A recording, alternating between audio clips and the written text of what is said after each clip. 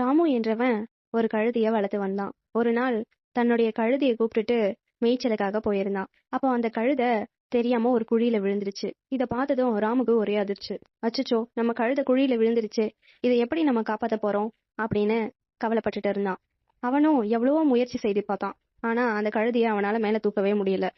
ஒரு கட்டத்துக்கு மேல அந்த கழுதை கஷ்டப்படுறத அவனால பார்க்க முடியல. இப்படி கஷ்டப்பட்டு ரொம்ப நாள் கழிச்சு சாகறதுக்கு பதிலா இப்பவே இந்த கழுதை மேல மண்ணை கொட்டி இதை மூடிடலாம் அப்படின்னு யோசிச்சான்.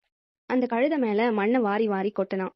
அந்த கழுதையும் அந்த மண்ணை தட்டி விட்டு நின்னுட்டு இருந்துச்சு. இதே போல மண்ணை வாரி போட போட அந்த கழுதையும் தட்டி விட்டுட்டு இருந்துச்சு. ஒரு கட்டத்துக்கு மேல மண்ணு தரை மட்டத்துக்கு மேல வந்துச்சு. அந்த கழுதையும் மேல வந்துடுச்சு. ராமு ரொம்ப சந்தோஷத்தோட தன்னுடைய கழுதைய கூப்பிட்டுக்கிட்டான். இதே போலதான் நம்ம வாழ்க்கையும்.